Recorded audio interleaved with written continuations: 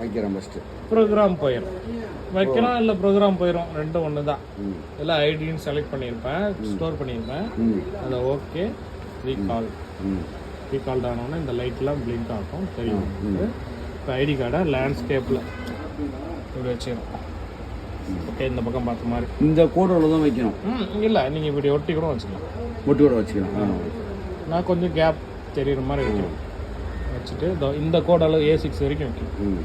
வச்சுட்டு first start scan ஆகிடும். திருப்பி இங்கே கேட்கும் நெக்ஸ்ட்டு ஒரிஜினல் அப்படின்னு கேட்கும்.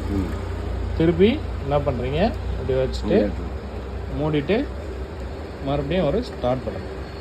மறுபடியும் ரெண்டாவது பேஜ் ஸ்கேன் ஆகுது. கன்ஃபியூஸாக இருக்கும் உங்களுக்கு, போக வந்துடும். ஓகே கொடுத்தீங்கன்னா ஃபினிஷ் கொடுத்தீங்கன்னாக்கா பிரிண்ட் வெளியே வாங்க. இது வந்து ஐடி கார்டு பார்த்தீங்கன்னா ஐடி கார்டு. ஓகே,